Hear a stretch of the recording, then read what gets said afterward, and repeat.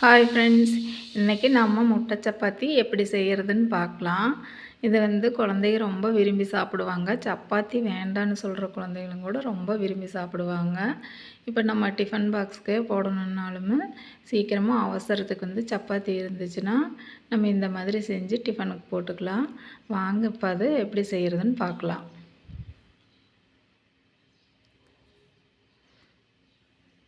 பாருங்கள் எவ்வளோ சூப்பரான முட்டை சப்பாத்தி ரெடி ஆகிருக்குதுன்னு. இப்போ இதை எப்படி செய்கிறதுன்னு நம்ம பார்க்கலாம்.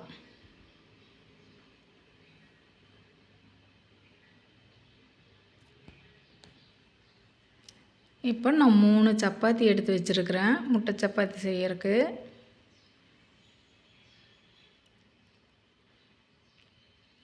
நம்ம சுடுற சப்பாத்தியில் மீதமானாலும் சுடலாம், இல்லைன்னா நம்ம போட்டும் சுடலாம். இப்போ அதை இந்த மாதிரி கட் பண்ணி வச்சுருக்கிறேன். இந்தளவுக்கு பொடியை கட் பண்ணிக்கோங்க. அப்போ தான் முட்டையோடு சேர்ந்து நல்லா கலந்து வரும். இப்போ முட்டை சப்பாத்தி செய்யறதுக்கு பாத்திரத்தை அடுப்பில் வச்சு 2 ஸ்பூன் கடலை எண்ணெய் விட்டுருக்குறேன். கூடவே கடுகு சேர்த்துக்குங்க. கடுகு சேர்த்துட்டு நம்ம கட் பண்ணி வச்சுருக்கிற ஒரு பெரிய வெங்காயத்தை சேர்த்துக்கலாம். கூடவே ஒரு பச்சை மிளகாய், ஒரு கொத்து கருவேப்பிலை சேர்த்துக்குங்க. ஒரு பச்சை மிளகா சேர்த்துட்டு ஒரு கொத்து கருவேப்பிலை சேர்த்துக்குங்க. சேர்த்து நல்லா கலந்து விட்டுருங்க.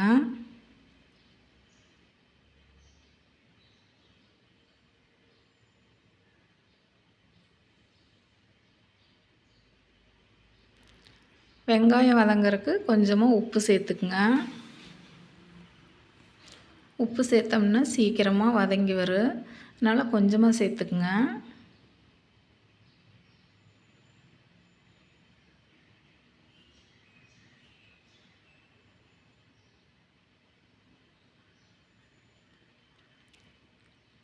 வெங்காயம் வதங்கிருச்சு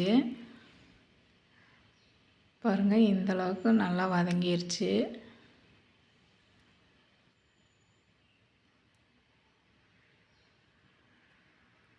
இப்போது இது கூட நம்ம ஒரு தக்காளி சேர்த்துக்கலாம்.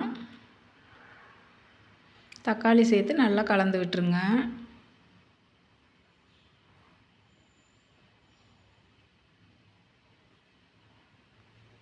தக்காளி நல்லா பாதி வதங்கிருச்சு. இப்போ நம்ம மல்லித்தழை சேர்த்துக்கலாம்.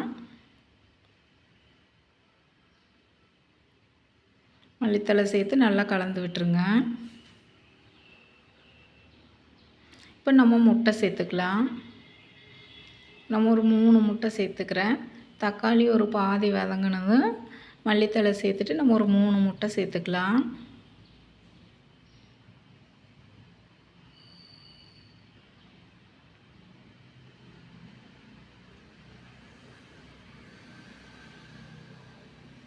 பாருங்கள், 3 முட்டை சேர்த்துருக்குறேன். முட்டை சேர்த்து நல்லா கலந்து விட்டுருங்க.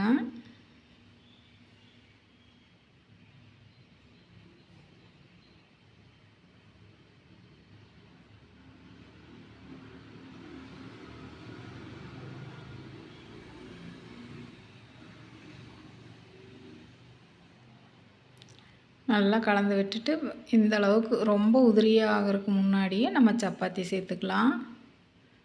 கட் பண்ணி வச்சுருக்கிற சப்பாத்தி போட்டு கூடவே ஒரு ஸ்பூன் கரம் மசால், ஒரு ஸ்பூன் மட்டன் மசால் சேர்த்துக்குங்க. சேர்த்து நல்லா கலந்து விட்டுருங்க. காரத்துக்கு நம்ம மிளகாய் சேர்த்துருக்குறோம். நல்லா முட்டையோடு நல்லா கலந்து விட்டுருங்க. கொஞ்சமாக உப்பு சேர்த்துக்குங்க. நம்ம சப்பாத்திலேயும் உப்பு இருக்குது, வெங்காயம் வதங்கறதுக்கு உப்பு சேர்த்துருக்குறோம். அதனால் கொஞ்சமாக சேர்த்துக்குங்க. மறுபடியும் கூட நம்ம பார்த்துட்டு சேர்த்துக்கலாம். சேர்த்து நல்லா கலந்து விட்டுருங்க. பாருங்கள், நம்மளுக்கு நல்லா சூப்பரான முட்டை சப்பாத்தி ரெடி ஆயிருச்சு. நீங்களே செஞ்சு குழந்தைகளுக்கு கொடுத்து பாருங்கள், ரொம்ப விரும்பி சாப்பிடுவாங்க. சீக்கிரமாக ஒரு 10 நிமிஷத்துக்குள்ளே ரெடி பண்ணிடலாம் சப்பாத்தி இருந்துச்சுன்னா. இந்த வீடியோ பிடிச்சிருந்தால் லைக் பண்ணுங்கள், ஷேர் பண்ணுங்கள், கமெண்ட் பண்ணுங்கள்.